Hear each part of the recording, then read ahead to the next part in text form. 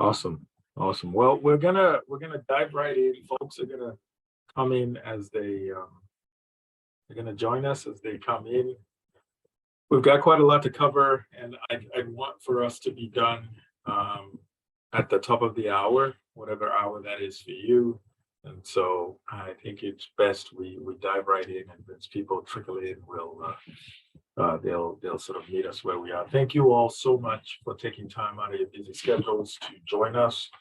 Today, we're going to be talking about leveraging market creating innovations to solve Brazil's education paradox. And so there are a few things there that I think bear definition, and we will define those. Do not worry. The first is, what is this paradox we talk about, right? Brazil's education paradox. I think it's important for us to define that. And how do we diagnose the problem? In doing that, we will introduce to you a theory called modularity theory. And then we will talk about market creating innovations as a viable solution to this problem. So what are market creating innovations? How do they differ from other types of innovations? And we will highlight 4 market creating innovations that are solving this problem at the moment. And we have with us Ivan Pereira, who's the VP of an organization we profiled called Educa. He's here, and he will take some questions from us, and then we'll open it up for questions. Before I dive in, your hosts today, my name is Efosa Ujomo. I am a director of global prosperity at the Clayton Christensen Institute for Disruptive Innovation. We are a nonprofit, nonpartisan think tank based in Boston and Silicon Valley, and we try to solve complex problems, or at least try to propose solutions to complex problems through the lens of innovation theories, many of which were developed by the late Harvard Business School professor Clayton Christensen. And so you will see us talk about this complex problem of education in Brazil today through the lens of a couple of theories. I also have here Sandy Sanchez, my trusted partner, research associate at the Clayton Christensen Institute. And Sandy will be helping us with a lot of logistics as we go along today. And we've got Ivan, as I mentioned earlier, who is a vice president at Educa, one of the companies that we profiled. Jessica is also here with us. Jessica works very closely with Ivan and is probably doing a lot of work for him right now, even behind the scenes. So thank you so much. All right, done with intros. Let's dive in. What is this problem we call Brazil's education paradox? Well, as we began researching this topic, and this webinar really stems from a paper that we wrote in partnership with MindLab Group, where we studied just education in Brazil and try to understand why the country at the moment spends a disproportionate amount compared to its Latin American peers on education. So if you look at the graph, spends a little over 6% of its gross domestic product on education. The average in the region is about 4%. And if you look at Brazil's gross domestic product, so how big its economy is, it is the biggest economy in the region. And so it spends more of a percentage of a bigger number on education than its peers, right? Yet some of the outcomes that you see are not quite on par. And so this shows the education spend per capita. You see that Brazil's sort of neck and neck with Argentina, a little more than Mexico, and much more than Ecuador and Jamaica. Chile is an outlier in South America, and it's often an outlier in South America. It's from a per capita standpoint tends to be the richest in South America. But Brazil is spending on per capita per person in the country, that is, um, about the same as Argentina and more than many other Latin American countries. Um, Now, before I sort of move on to some of the outcomes and why this presents a paradox is in comparison to how much wealthy countries spend. So, say the United States, Finland, Sweden, Brazil, does not spend enough on education, right? I mean, it just doesn't. And so, for the purposes of the paper, we wanted to compare apples to apples, not apples to origins, not how's Brazil doing compared to the United States or Finland. That's not a fair comparison because those countries spend thousands of dollars per capita on education, not hundreds, right? And so we compared Brazil's outcomes with its Latin American peers. And here's what we found. If you look at the facts, right, you look at how big the economy is and how much it spends, what the outcomes show is that Brazil consistently underperforms compared to its Latin American peers as the Latin American average. Consistently underperforms. And so there are countries in Latin America that spend less money on education than Brazil, yet they have better outcomes. Now, I think it's important to mention that the outcomes in Latin America as a whole need to be improved, right? So they need to be much better than they are. But in comparing Brazil with its Latin American peers, you see things like enrollment rates are lower. You see attainment of tertiary education is lower. Grade repetition is also lower than its peers. The international PISA scores, so when schools would take exams on math, science, and reading, those scores tend to be lower than its peers. And we call this mismatch the paradox, Brazil's education paradox. Now, the expectation is not that Brazil, with spending several $100s, get an outcome that's similar to the United States or some of the wealthier countries in the world, but we would expect at least a little bit more parity because it's spending more with its Latin American peers. And we don't see that. And the question is why? Well, to answer that question, what we had to do was look at the problem through a set of theories. And the one that we picked to start was what we call modulation theory. And so let me explain that briefly. And then we're going to apply this theory again to Brazil's issue. So remember this, like Brazil's education system, big, complex machine. We're seeing some outcomes that we can't quite explain. So what's behind this, right? Well, let's look at this through the lens of modulation theory. Well, modulation theory helps us understand how components of a system work and fit together.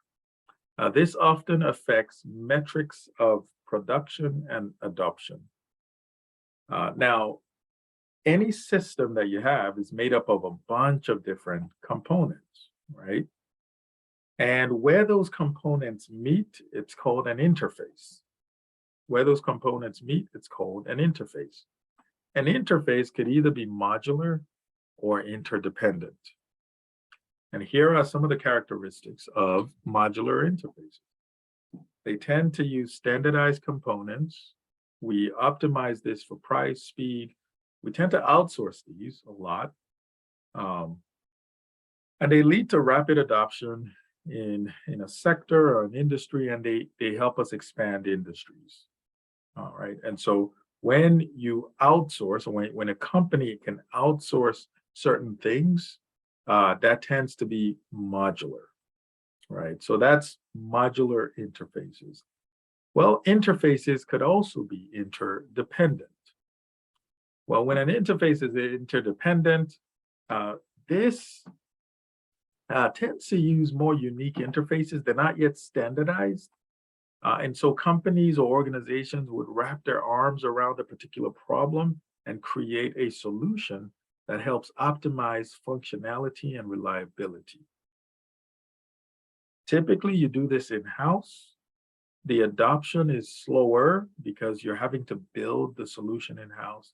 And this is what happens when you're in the creation phase of industries or sectors.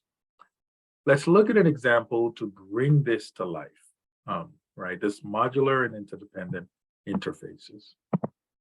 So if you go back to the emergence of the personal computing industry, what you will find is in the beginning, many companies that were successful had to develop interdependent interfaces.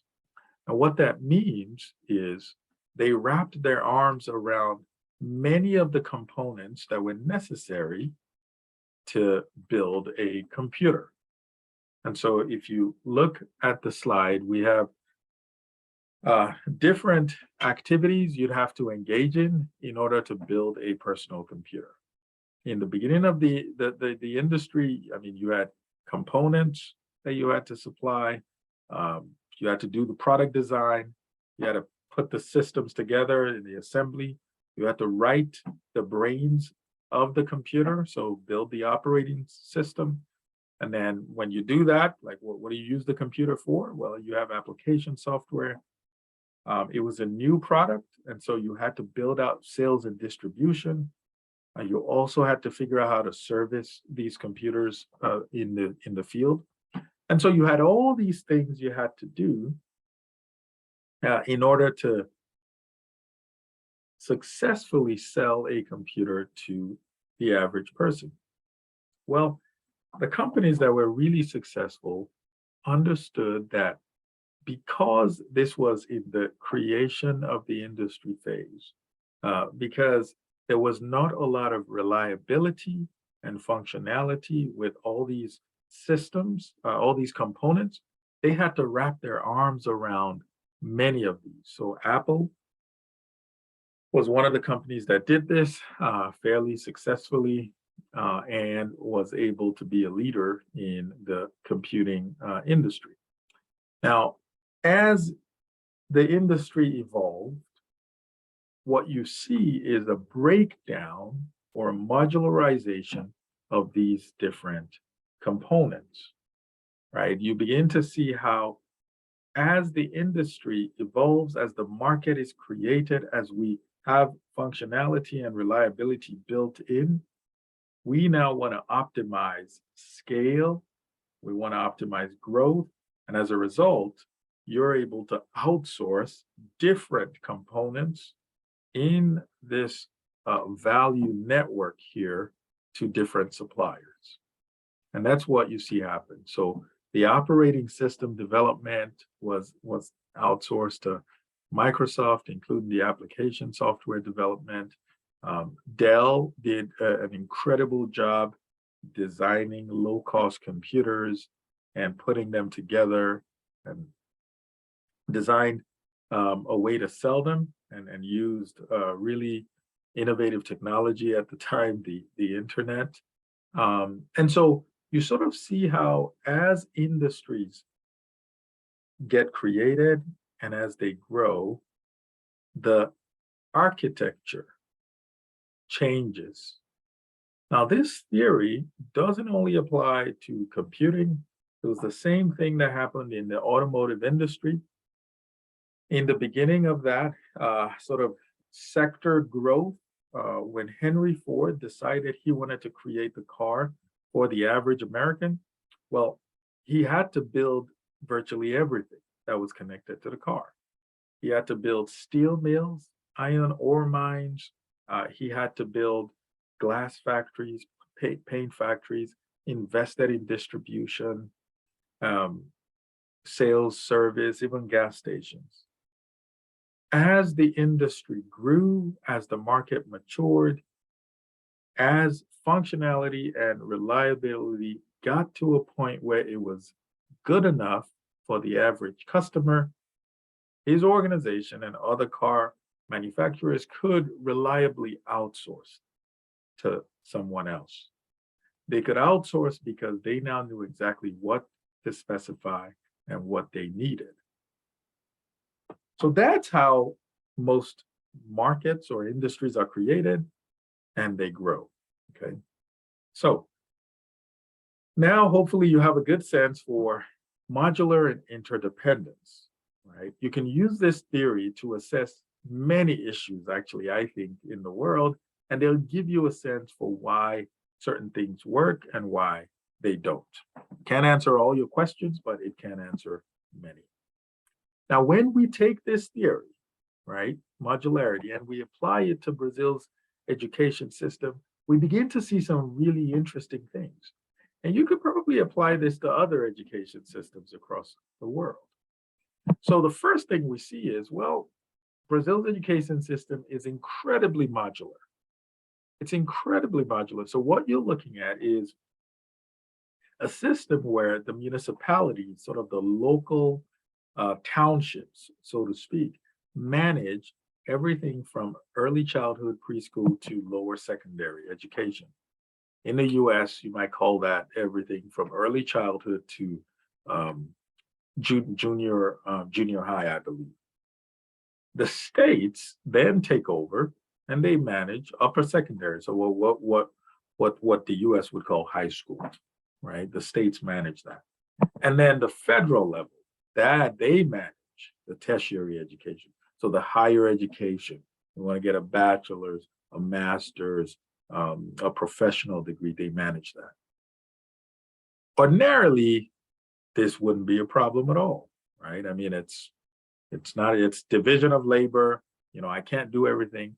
However, based on the modularity theory we just saw, when you modularize too soon, too early, when you modularize and you don't yet have the functionality and reliability, that presents an incredible problem. And that problem was highlighted in a paper, an OECD paper on education in Brazil. And here's a quote that I will read. It says, Brazil still lacks a national system that clearly outlines and harmonizes the roles and responsibilities of the different levels of government, laying out the ways in which they should work together to deliver education policy. Now, this lack of coordination often leads to overlap or duplication of work, inefficiencies and gaps in education provision. Now, I think it's one thing to say, okay, what's the Brazilian government doing? They should just fix this. And they've been trying. Over a decade ago, members of the Brazilian government came together and said, this is a serious problem. We have to fix our education system. That has led to significantly more funding going towards education efforts. There's definitely more that's needed, but it's led to more funding. However, they have not yet been able to create this national education system. They've been debating it, talking about it with civil society, with education stakeholders, public officials, but they have not been able to agree on what would work. And so the question is, do we wait for another 10 years for them to keep talking about this and debating and trying to fix it? Because I do think many people in government are trying their best with what they have. They are. Or can we shift the paradigm?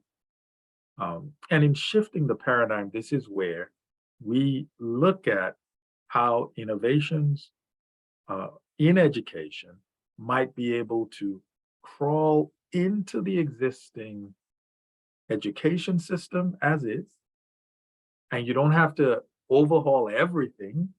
You can work with what the education system has and significantly improve learning outcomes.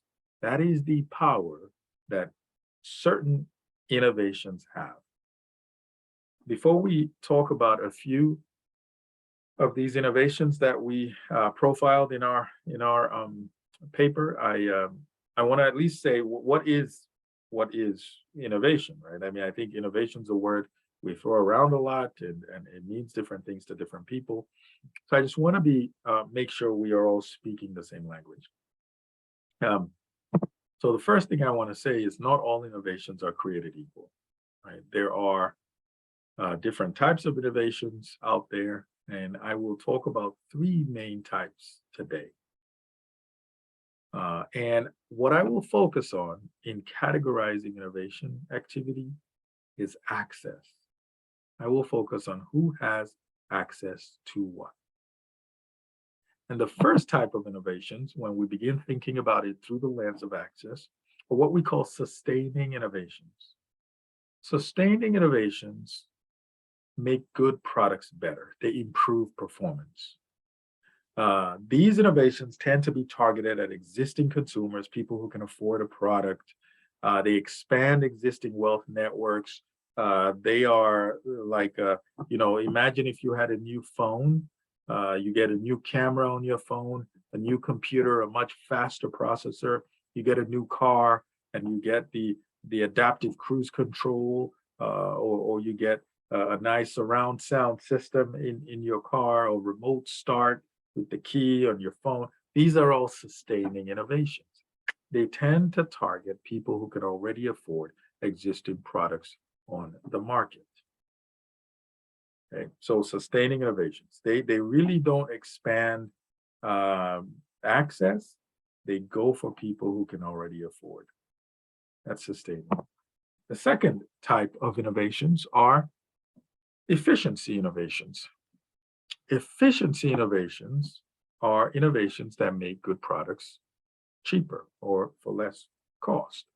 They don't necessarily sell these products at a lower price, but companies or organizations introduce efficiencies into their processes, and these efficiencies allow them reduce the cost of the product.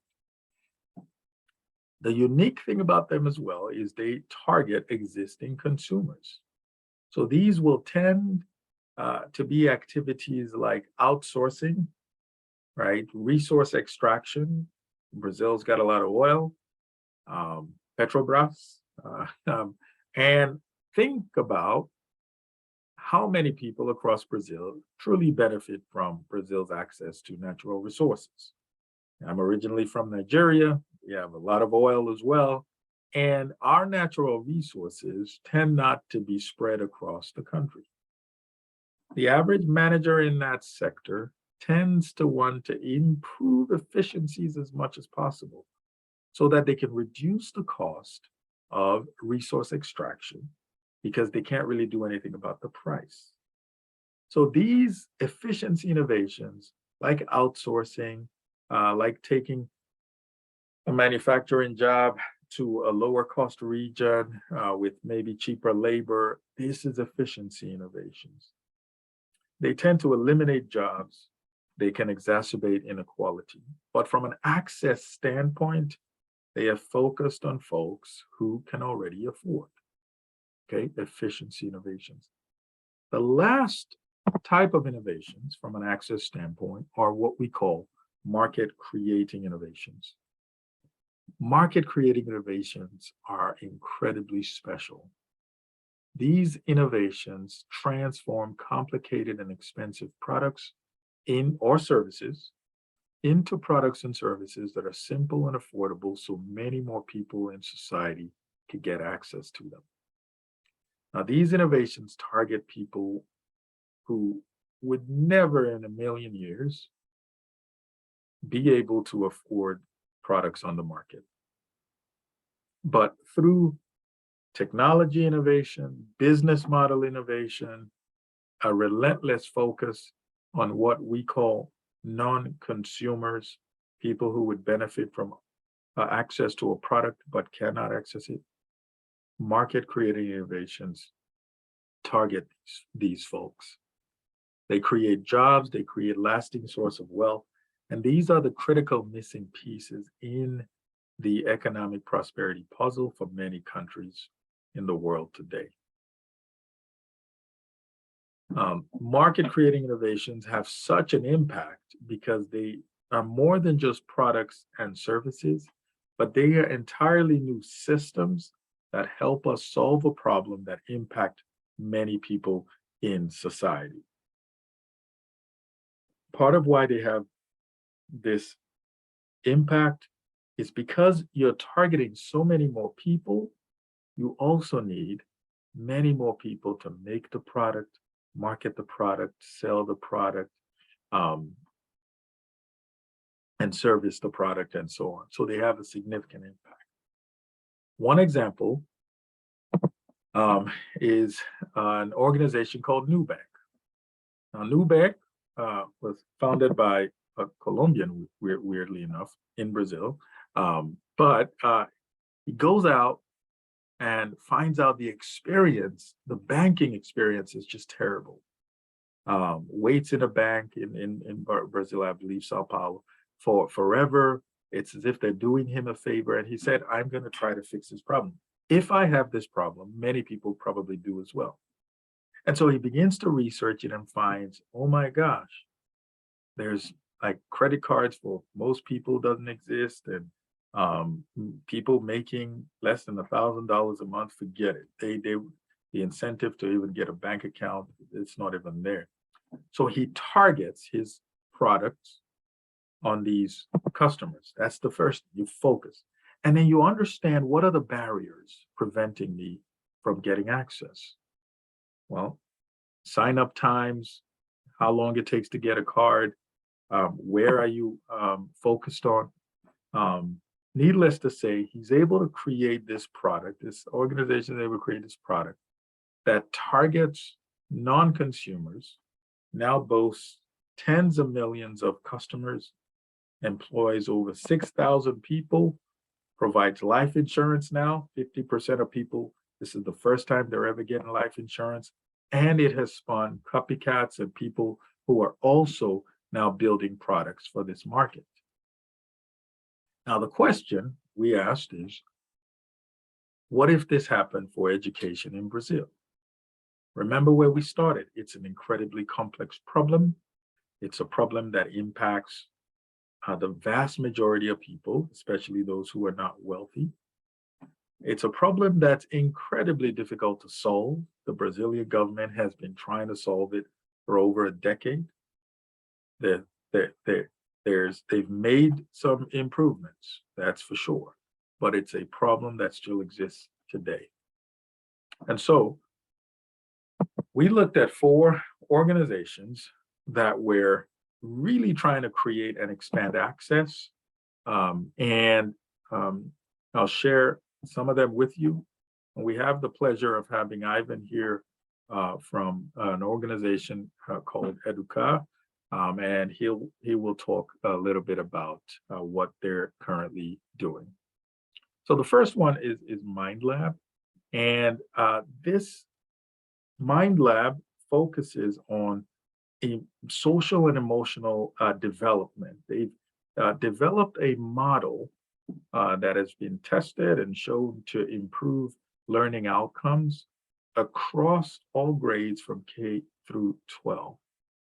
It integrates into the existing schooling infrastructure. It empowers teachers and helps them with continuous education. So we write a lot of this in the paper, just showing how Brazil's education system, there are some intricate dynamics where about half the teachers are actually part-time or not full-time and are women. And there are these dynamics in the education system that make continuous learning really difficult, but it does that. improves learning outcome for children or students of all socioeconomic backgrounds. So whether you're wealthy or you're poor, it increases learning outcomes. Integrates parents and family members into the learning experience as well, and leverages analog learning materials. So I think there are many amazing solutions out there that leverage digital, but when you're going after non-consumers, understanding that many may not have computers at home, may not have internet, it's important to think, how else might I reach these students? So MindLab does that. Again, the goal for this is to be able to integrate into the existing education system without a complete overhaul, which is what the government's been trying to do, and it's been finding incredibly difficult. Another organization is Descomplica. They recently got into higher education, but their foray was helping Brazilian students prep for the national high school exam, which, as most people I think in Brazil will attest to, tends to define where you will go to college and how successful you will be. It's an incredibly important exam that can define your future prospects. And as you can imagine, what you have in Brazil is folks who are wealthy, folks who can afford test prep for their children. They tend to do much better, right, than children or students from lower socioeconomic backgrounds. Well, Descomplica created a test prep product that is able to increase the scores of students in socioeconomically disadvantaged or low income households, and get them at a similar level as students from wealthier homes. So trying to level the playing field, and it's also affordable. More than half the schools in Brazil do not have access to libraries. Think about what it's going to take to build physical libraries, stock them with books, manage all the books, the checkouts, and so on. And so Avori has realized, well, this is going to be a hard problem to solve. And so they're building digital libraries across Brazil and are having schools access these libraries where they can get access to books and articles. And then the last one is a little bit different. And as we were writing the paper, MindLab Group sort of has under its umbrella MindLab and Educa. And the question was, like, how is this connected? Well, something I often ask is, what happens after students graduate from school? Or what happens if students never graduate from school? At the end of the day, many of us are getting an education so we can become productive members of society. And if the schooling system today is not able to help us become productive members of society, then we need something to plug the gap. And that's where Educa comes in. It's a platform targeted at unemployed and underemployed to help them generate income. Again, it understands that many people may not be able to enroll in school, take years out of their lives. And so it connects them to employment, and it can also connect them to courses and training to help them beef up on a certain skill so that they can advance in whatever career they choose. And so we profiled these 4 organizations and explained how Brazil's education paradox is an incredibly complex problem. If you've ever been part of a budget discussion with politicians, or part of a procurement system, you know it's very difficult. But by leveraging innovations, you don't have to overhaul the entire system to get significantly better outcomes than we're getting today. We can leverage innovations to help us make progress. And so that's our conclusion, and that's sort of what we're hoping more stakeholders in Brazil and outside of Brazil that struggle with this begin to see. There's not only one way to solve this problem, there is another way, and we think a way that most likely will lead to much quicker and better outcomes. Thank you. Now, I'm going to transition here now and invite Ivan to the stage to just talk to us a little bit about MindLab and Educa, and really the relationship between the two organizations, why they decided to partner with the Christensen Institute on funding some of this research, and also just highlighting this problem that plagues Brazil and, quite frankly, many other countries. So, Ivan, over to you. Hi, guys. It's truly a pleasure and an honor to be here and to not only be talking about this problem and how we're trying to solve it in such a prestigious stage, but also to be talking about it with Defosa, because his book, The Prosperity Paradox, alongside with Clayton, has inspired our work a lot. And before that, the Innovator's DNA, Innovator's Dilemma, has always been one of the many books that inspired our work here at MindLab. So it's truly an honor. So about how this all came about, I need to tell a bit of the story of MindLab. So MindLab is an NGO that went terribly wrong and became a startup, because the idea was we wanted to find a way to give back to society. So my father is the founder of MindLab, and the whole concept of it was I want to find something that will help people learn the abilities that I believe were the most helpful for my successful outcome in life, which he always said was working well with others, being focused, resilient, and very lucky. He always says that he can't control luck, but all the other three we could possibly control, because we have always worked with brilliant people, brilliant engineers from the ITA, which is like the MIT of Brazil, and all sorts of people. But every time you put them to work with other people, it would seem that they couldn't get it done. They couldn't get along, and that would become huge barriers for them. And to others, many people that went through other experiences in life and many times weren't so talented in terms of technical abilities, the cognitive skills, but their social emotional skills, the soft skills were astonishing. So they could always find a way to make things work. So that's how it all came about. He went all over the world to try to find something that could help bridge this gap and teach people these abilities.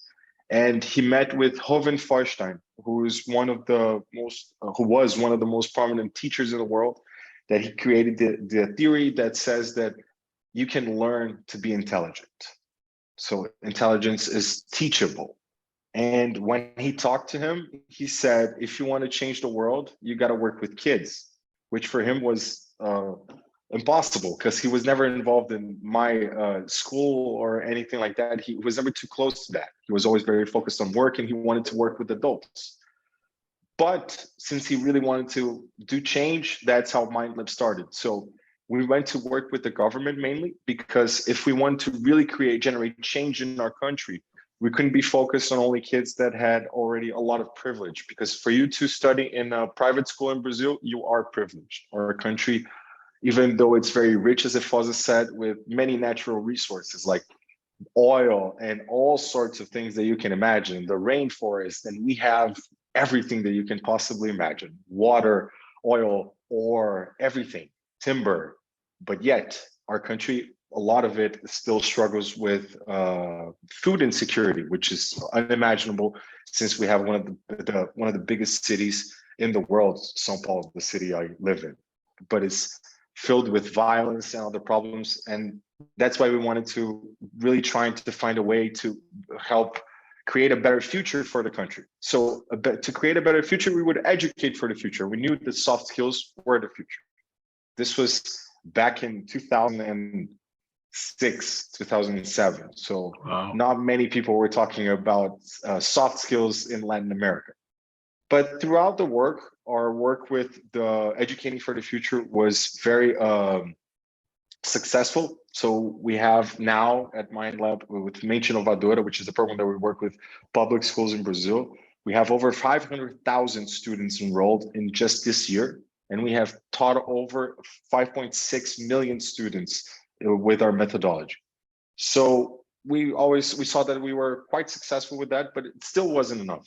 The city was still dangerous, society was still struggling, and the part that we have 48 million students in the basic education, so K-12 in Brazil, but we have 40 million people that are on the outskirts of the economy. So people that are either unemployed, not generating any income, or underemployed. So they were only generating a little bit of income here and there. So when we came to look at this problem, we started thinking, how can we tackle this problem? And that's when we obviously thought we need technical skills. We need to teach them how to, I don't know, fix a car or something like that, so they can start generating income as a mechanic, or they can become a manicure or something like that. And when we went to talk to the companies that were marketplaces that were helping connect these people with people that actually needed their services, they always said, no, the technical skills are the easy part.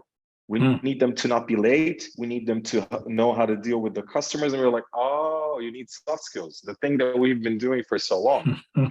So, which was a surprise for us. But when we came, we were already investors in Educar since its beginning. And when we saw the opportunity to grab both and create something new that could actually be a guide to help these people that were lost and hopeless many times, because we have a part of the people in Brazil that we call desalentados, which translates literally into hopeless, which is people that have been looking for jobs for over 2.5 years. And it's over 5 million people in the country that they have given up. Yeah. So when we come to, we started to find that it was possible to create a platform that was accessible anywhere, anytime, with both technical and soft skills together, but in a way that the platform would be their guide, trying not only to help them learn something or give them heaps of content, which is what usually the formal education is looking for. Like, you need to go through 50 hours of courses so you can get your degree and that kind of thing.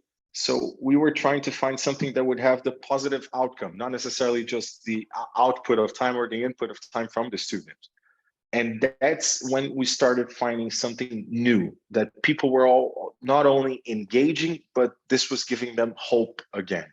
So now we have helped over 50,000 people find actual jobs through our platform, and over 100,000 people have been benefited through our platform to actually start generating income through either micro entrepreneuring or actually working for a company.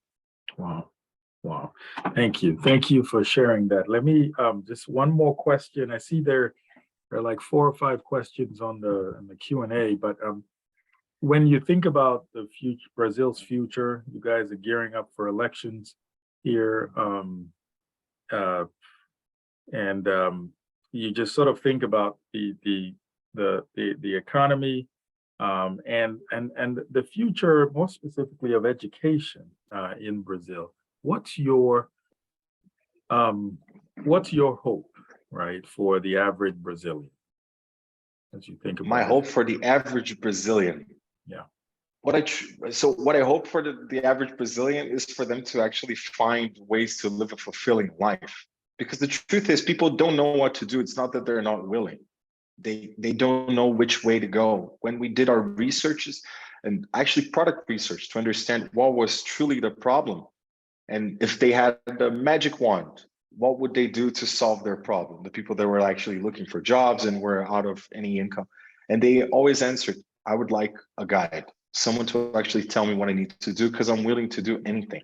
I'll stand in line for 10 hours, 2 days, 3 days in the rain. I don't care. I'll do whatever it takes to actually find the way to live the life that I want to live.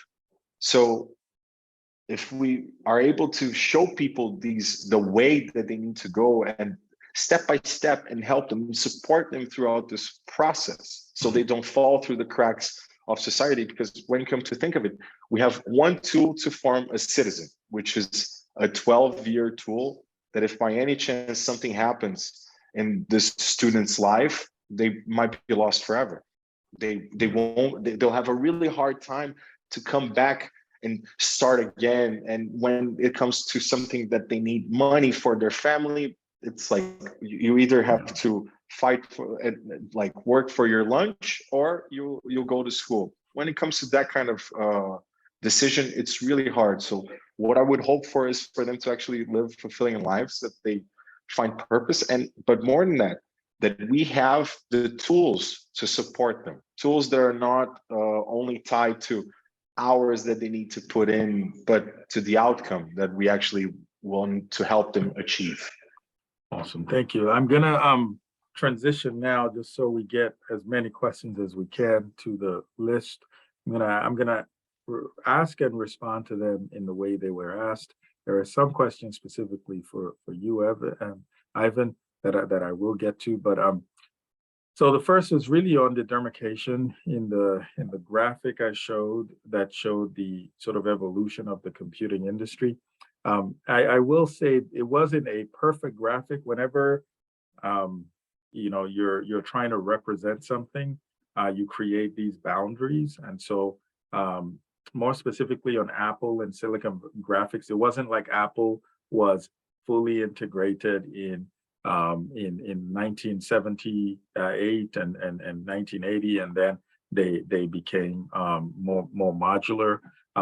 It was just a way to say in the beginning of the industry, what you had in the sector was companies that were more fully integrated, right? Those obviously were not the only companies in computing at the time, but we just picked a handful to say these ones, like when you looked at the successful companies, they were more fully integrated. So that was what I was really trying to convey. Alice asked about Lant Pritchett's work.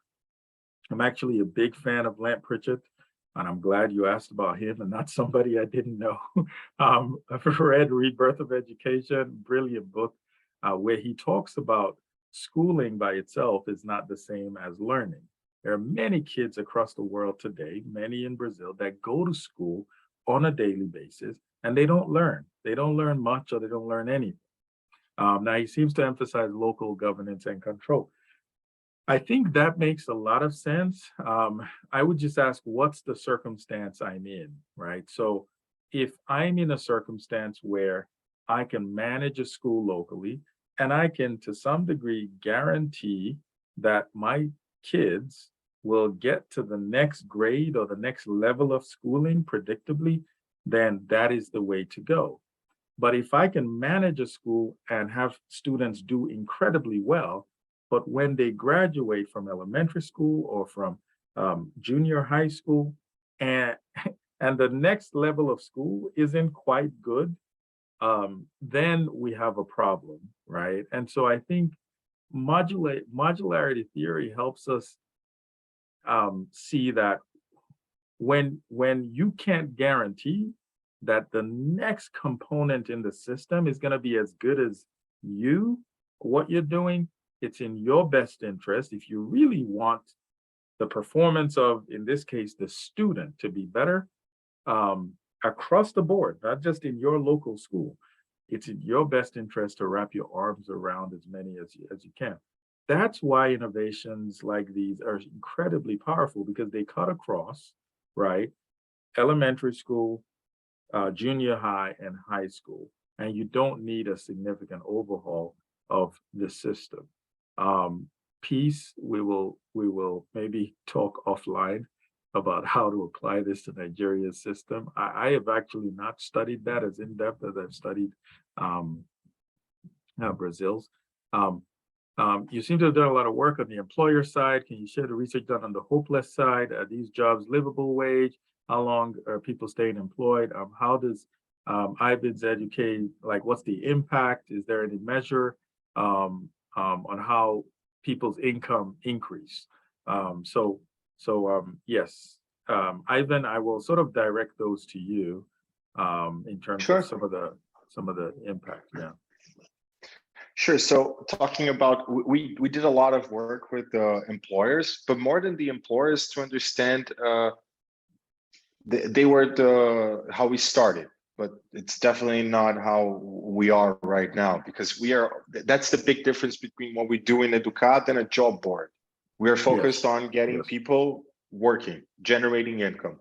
We're not focused on filling in like a vacancy in a job opening. It's not our objective. We do that as well, and we do it for free for the companies even, because we want to get as many job openings that we can in the platform. So we have over 15,000 job openings being shown in the platform per month. And right now, all of them are living wages. And what happens is these people are actually better prepared than if they didn't come from Educat. Because what happens is we took MindLab's methodology and we do a screening to see people's soft skills, if they match this necessity of the company. If they do, we send them to the company. If they're not ready yet, we show them courses and things about content about social emotional skills, soft skills, to develop them so they are ready later to send them to the company. And even when they want to start entrepreneuring, in micro entrepreneuring, which is what they usually do, they want to become manicure or a hairstylist or an artisan or anything like that, we also do both. We help them understand and learn this new trade, but also we teach them the soft skills to support them throughout their way. And the impact we measure mainly not only by when the company gives us the data that like this person is not only here, but it's performing better than the people we had before, and they want us to send more people, because right now we have this problem. We can't send enough people. We really want to spread the world and get more people into our platform so we can connect them to the companies, because to just do that is for free. The user only pays for the upskilling. To be just connected to the company is completely free, and there are free courses as well. But not only we get the data from the company, but we also get the data from the people, because we do checks with them, researchers constantly throughout SMS, WhatsApp, and many other ways to see if they are actually being positively impacted, and if we have given them value, if by any chance our product actually helped them throughout their process, if they're doing well. And we have many beautiful stories of people that changed their lives. Not only people that actually started generating some income and changed their life, but people that became experts at Educat and now teach courses to other people in the platform. Wow. Thank you. Thanks for sharing that. We've got a couple minutes left, and one more question. The future universities are going to be virtual or online, more specifically, given COVID and restrictions. What plans do you have to prepare for this online future? Yeah. I mean, I'm assuming that's to you, Ivan, because I'm not a teacher, or I don't work at a university. But in terms of just thinking about how digitization is really impacting the education sector, what plans are you guys thinking about for this future? It sounds like you already are offering a lot of things online, but go ahead.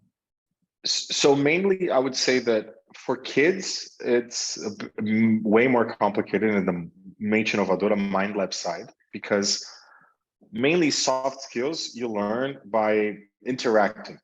That's right. So we always say that the environment of the school, it's the environment for affection and disaffection. And that's the importance of it, because you need to live it to actually learn these skills, Yeah. which are way more important than just learning science and math inside the classroom, because many of these things are experiences that you need to live. But when you're talking about youngsters or adults, that the possibility of being able to access the content anywhere at any time, it's revolutionary, especially in a country like Brazil, because we have over 200 million smartphones in the country, which is crazy.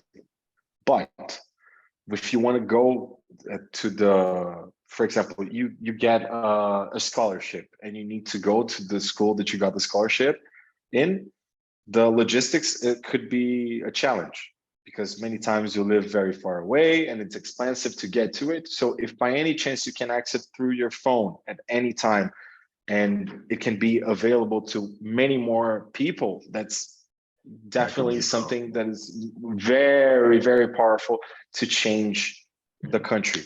Do I think that everything is going to change to digital? I think that definitely everything is going to have a layer that is digital. It's probably not going to be everything, but we're never coming back to fully everything without the digital part, just everything inside the classroom. Awesome. Well, thank you. I want to be very mindful of everyone's time. I'm deeply grateful for all of you having joined us today. Thank you so much for taking time out of your busy schedules. Just for some extra stuff, if you want to read, follow up with us on the christenseninstitute.org and sign up for our newsletters. You can also get access to our paper on the Christensen Institute website. We go into a lot more detail describing this phenomenon.